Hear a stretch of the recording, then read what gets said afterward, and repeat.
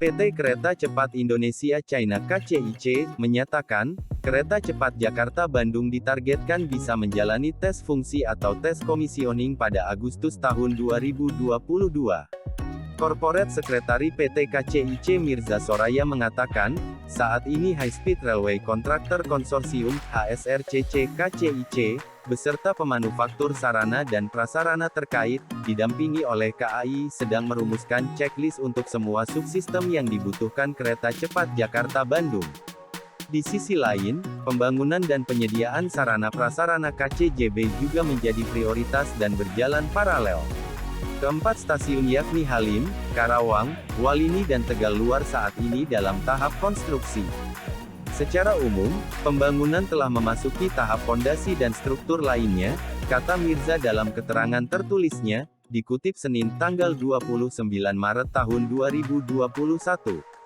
Di keempat lokasi itu juga tengah dikembangkan superblok dan kawasan terintegrasi Transit Oriented Development (TOD). Untuk di kawasan Halim, akan dilakukan pengembangan dengan tipe superblok di sekitar stasiun.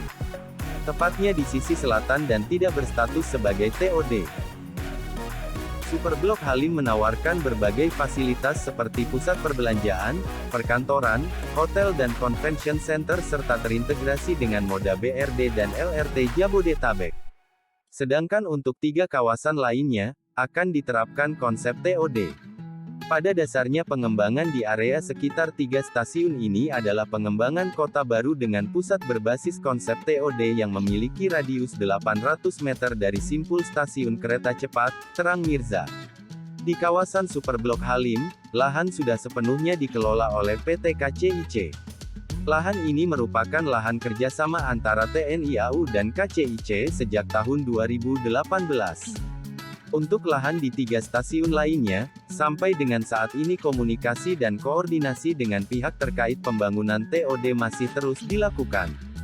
Guna memastikan zero tolerance terhadap kecelakaan kerja dari proses konstruksi proyek kereta cepat Jakarta-Bandung, pembuatan standar operasional prosedur (SOP) untuk bagian operasional dan maintenance dari setiap subsistem juga sedang dilakukan.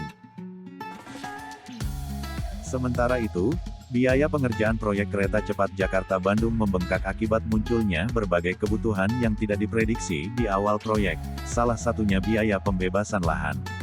Selain itu, faktor lainnya adalah perubahan harga pada saat pengerjaan proyek. Sumber dekat yang dikutip Tempo mengatakan, dalam evaluasi atas seluruh aspek proyek tersebut ditemukan pembengkakan biaya alias cost overrun yang mencapai 23% dari nilai awal yang besarnya $6 miliar. Hitungan ini masih bergerak karena harus dikonfirmasi lagi, katanya Senin tanggal 22 Maret tahun 2021. Cost overrun muncul karena ada beberapa perhitungan dalam studi kelayakan yang tidak akurat. Studi kelayakan dari proyek strategis nasional itu disebut belum mencantumkan penjadwalan akuisisi lahan, sehingga penyelesaiannya sulit diprediksi. Padahal, pembebasan lahan di Indonesia kerap terhambat isu sosial yang bisa berimbas kepada durasi pengerjaan proyek. Tidak bisa hanya memberi duit, lalu lahan langsung dilepas, kata dia. Seiring dengan waktu proyek yang molor akibat sempat terhambatnya pembebasan lahan, harga barang terus naik. Meski tidak merinci besarannya, sumber Tempo tersebut menuturkan beban proyek membesar karena penentuan trase yang kurang matang, sehingga bersinggungan dengan berbagai fasilitas umum dan sosial yang harus direlokasi. Ini faktor langsung. Belum termasuk faktor tidak langsung seperti penangguhan selama masa pandemi, meski pengaruhnya kecil sekali. Meskipun 75% pendanaan proyek dibiayai dengan pinjaman China Development Bank, biaya tambahan yang muncul selama pengerjaan harus ditanggung KCIC. Pembengkakan biaya kereta cepat tak bisa ditalangi pinjaman. Harus murni dari ekuitas KCIC, makanya berat, ujarnya. Saat ini, pemerintah Indonesia melalui konsorsium badan usaha pelat merah bernama PT Pilar Sinergi BUMN Indonesia memegang 60% saham di perusahaan patungan Indonesia dan China itu. 4 badan usaha milik negara itu adalah PT Wijaya Karya sebesar 38%, PT Kereta Api Indonesia dan PT Perkebunan Nusantara 8, masing-masing 25%, serta PT Jasa Marga 12%.